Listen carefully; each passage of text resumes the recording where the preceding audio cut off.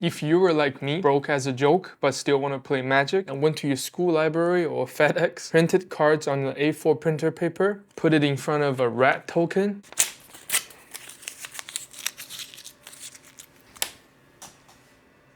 today, I'm going to teach you how to make these high-quality, non-foil proxy at the comfort of your home and without breaking a bank. Hi, my name is Cry. I teach people how to play like a collector without paying like one. All the materials and tools mentioned in this video will be linked in the description below. Step number 1, making a printable PDF.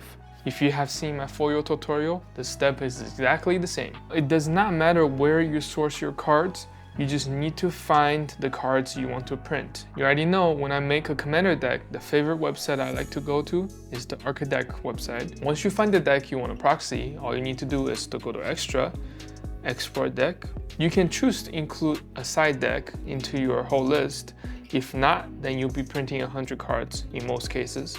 In this case, I want to print all of the cards. And under Export setting, you want to uncheck all of these settings and make sure your export example is like so. Now we're gonna move on to our next website, PC autofill. Right here, we're gonna jump into the project editor, add cards, under text, we're gonna paste all of the cards that we desire to proxy, and then we press submit. Once it's finished loading, all of your cards will be in here. For example, I have already selected all the cards I'm going to print today, as well as their card image.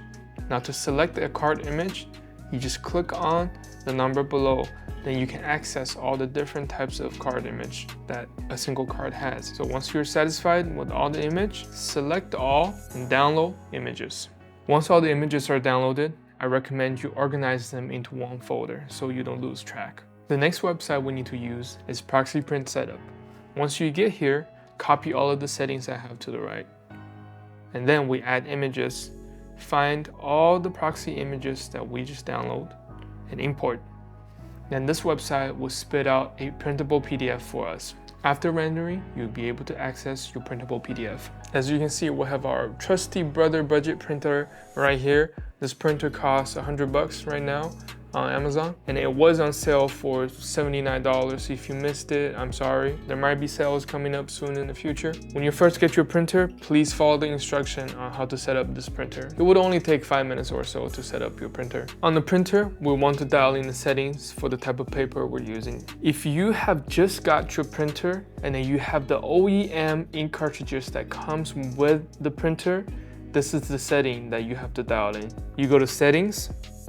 Under general setup, for the paper type, you want to select other glossy, and paper size, you want to select letter. Now, if you use these high yield third-party ink cartridge that lasts longer, that has higher capacity, this is the setting you have to dial in. Under paper type, you need to select inkjet paper. Now, the next thing you need to do is to load up your paper tray with the paper we're using today. It's the 62-pound photo paper. Once you have paper ready, you want to face the glossy side down, entering into your paper tray. After you fill up your paper tray with paper, reinsert your paper tray back to the printer and press no on your printer. Now with our printer set up ready to go, let's look at the printer drive setting on your computer.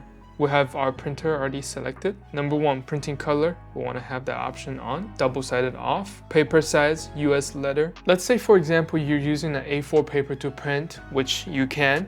You just need to change the sizes in 3 places. Number 1, you want to make sure at proxy printing setup, you have the correct paper size dialed in right here. And number 2, you want to change the paper size in your printer. Number 3, you want to change the paper size here in your laptop or your computer. Under preview, you want to make sure your scale is at 100%. Now with the correct size PDF, your scale should be at 100% automatically.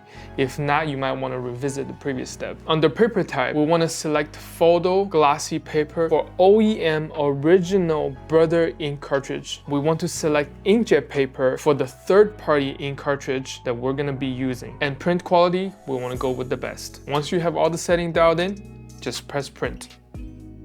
Now with 2 sheets printed, as you can see, they come out beautifully. Okay, I still get so amazed by the performance of this $80 or $90 budget printer. The text looks so crisp, image looks so vibrant, partially because of, you know, the good source that we have, the good image source we have. Next step we need to do is to laminate. Now this right here is the trusty little budget laminator that you can get that I have linked. It does take about a minute to heat up, so I could have heated up earlier, but I want to show you how to do this.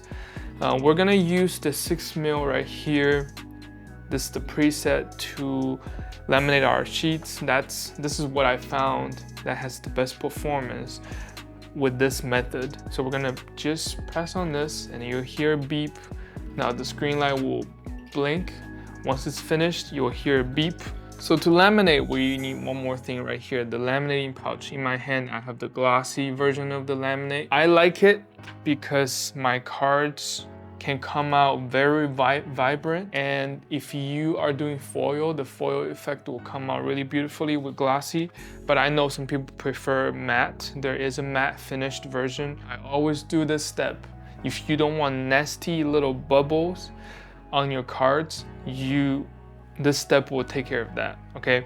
So I have this little air blower that I got. I just blow on the prints, make sure there's no dust, hair, debris on top of the print, right?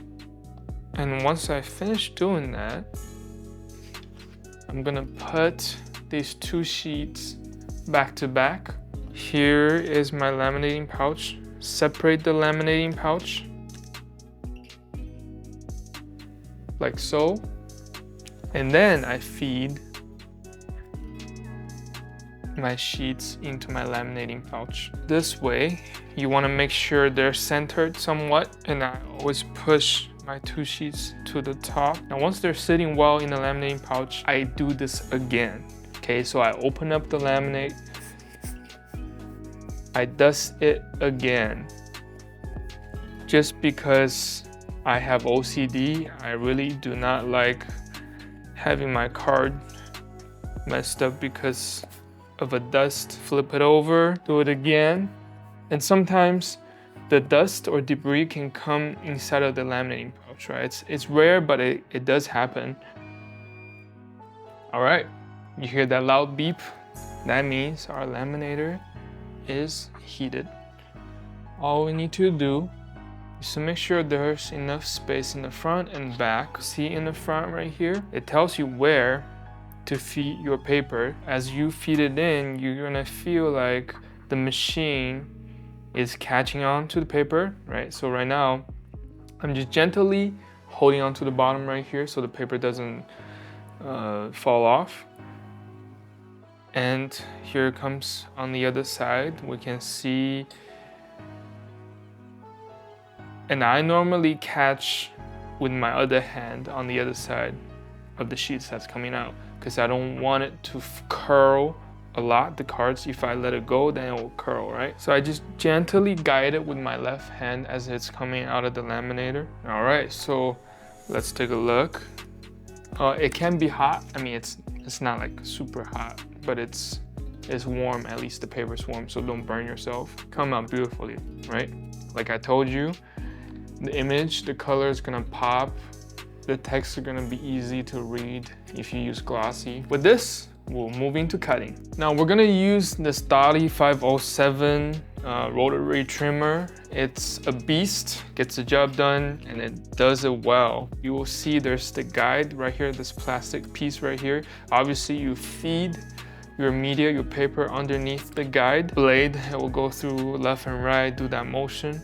Anything that comes in contact with the blade will be trimmed. Now I have left enough space in the setting for us to cut and not show the wide edges. We want to separate these two sheets from each other. So all we need to do is to trim the side of the laminate that's transparent. So once we trimmed off of the extra plastic on the side, then we have two sheets. Now all we need to do is to trim the individual cards, then we'll be ready to go. So these cutting guides, as you can see, the cutting guides is actually inside of our card. They're literally space for you to make mistakes, okay? So what you wanna do is you wanna cut away from the image, not cut inside of the image, meaning you want to cut outside of this line that you see, this cutting line, right? You want to cut outside of the cutting line. It'll make more sense the more practice you do. So on your rotary trimmer, there's a little piece of metal right here. That's where I use as a guide, position my cutting guide. So I know when I trim, when I have the cutting guide on this line, I will not cut into the image itself. And ultimately, it's gonna take a lot of practice. So when I put an image inside of my trimmer, I wanna have whichever side that my blade is not on, all the way against the plastic right here. So when I cut, the image doesn't move, so my line come out straight. So when I aim, I'm looking at the line. I'm trying to make sure both sides are on that piece of metal. So when I does cut, as you can see, it's not perfect, right? But I did cut away from the image. And then let me just tell you this, you're going to make mistakes. Okay, you're gonna make a lot of mistakes, but that's fine, because you're gonna get better. And something I do recommend people do early on, if you don't wanna mess up your card, if you really don't wanna reprint anything, practice with tokens, right? You can make tokens. It does not matter how the token look like, you can still use them. That's how I did it in the beginning. I used tokens as a practice. Let me finish the trimming job here. There's one last step to these cards. Now I have to round the corners. Now for the standard MTG cards, they have a 2mm size corner, but for some weird reason on the internet, you cannot find a 2mm corner rounder anywhere. If you found one, let me know. So the closest thing that we can get is this corner rounder right here. It has 3 sizes, but we're only gonna use the small one because the small one is 3mm. All we need to do is to feed our card into the guide right here to the corner, and then we trim. There we go, beautiful corner right there. Trim all 3 corners.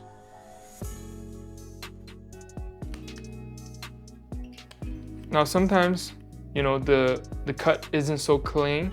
All you need to do is to cut it again, you feed it back, you cut it again, right? So we can do a little quick comparison here. As you can see, it is a little bit more rounded than the standard MTG card, but once you put it in the sleeve, you really can't tell. So right here, once the 4 corners are cut, this is a good ready to go proxy. At this point, you have already learned how to make non-foil proxies at home. I don't know if you can tell on the video screen, but these do look beautiful. I can read them clearly. And once I put them into a sleeve, they will just play like a real card. As a little bonus, I do want to demonstrate, I want to show you the differences between a standard MTG card versus these proxy in terms of thickness, rigidity, and weight. I mean, now this is not scientific at all. It's just really with these regular measuring tools you can find in Walmart. Let's see the thickness of a regular MTG card. That's about 0.3 mil to the proxies we made today.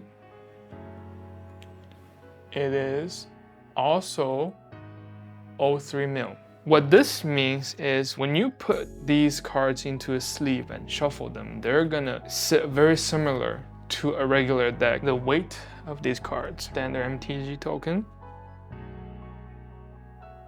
it's about 0.065 ounce right there for a standard MTG card. And this is our proxy that we made today.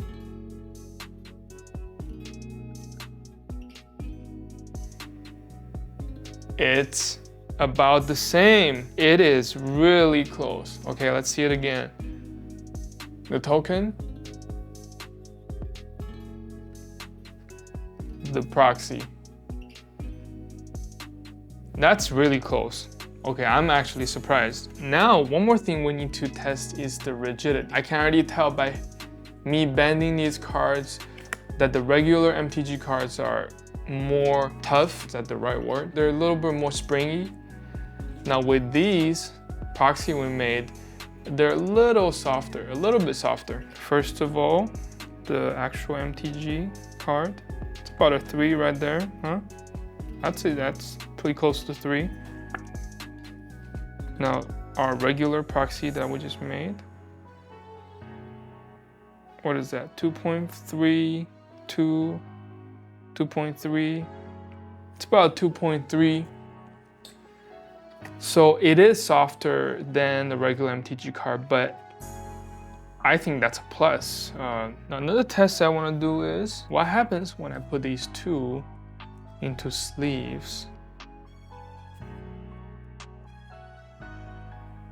Now let's take a look. Let me just tell you, they feel great. Extremely proud of some of you starting your own proxy journey. At the end of the day, I hate when people are punished just because the lack of access and a lack of access to funds to purchase these cards to actually enjoy the game. That's why I share these guides, tutorials with you so you can play Magic the way you want to. And most importantly, why I created Crycry Secret Layer. Not only we help each other out on the journey of proxying, we go deep on the art of proxying, future game nights, discounted materials, and most importantly, a community that comes together because of our love for Magic.